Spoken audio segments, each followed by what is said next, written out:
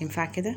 ينفع كده؟ مش عارفه افصص البسله خالص. بصوا حاطه كيس جنبي بقاله فتره ومش عارفه افصصه. حاطه الكرسي اهو، حتى هنا الكرسي اهو، مش عارفه افصص البسله. ماشي. بصوا التلات دكوره دول، التلات دكوره دول انا حاسبه شحبر دكر طبعا، ما هو دكر وسيد الدكوره مش كده.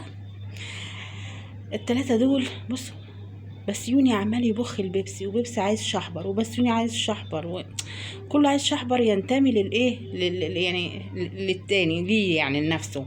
بصوا شحبر مع ده شويه ومع ده شويه، واخدين بالكم ما بيزعلش حد.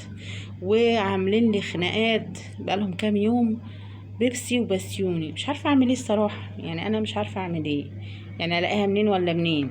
اهو بصوا اهو، شفتوا بيبسي انزل، بسيوني وبيبسي مش جايبينها لبره، والمتفرج الشاهد الوحيد عليهم الواد ده شحبرتشي. مش عارفه اعمل ايه بقى.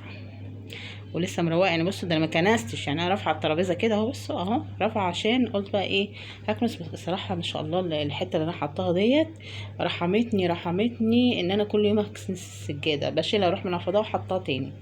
بس انا قلت النهارده عشان هي فيها اتربه كتير وحاجات ممكن اكنسها واسيبها كده مفروشه عشان هي داخله تحت الكراسي يعني.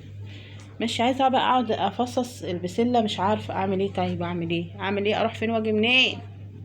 انا هروح افصص البسله وانتوا كلوا بعض، ها تنسوش تاكلوا بعض. بصوا فين، شايف؟ اهمض يا بيبس عشان انت اكبر منه وعيب. ماشي. ما بعملش حاجه والله، مش كده، ما بعملش حاجه من صوت السواسي.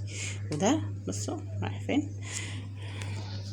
ربنا يهديك انت يا بيضه، انت يا بيضه، ربنا يهديكي. قعدته سكالانس خالص يا ولاد.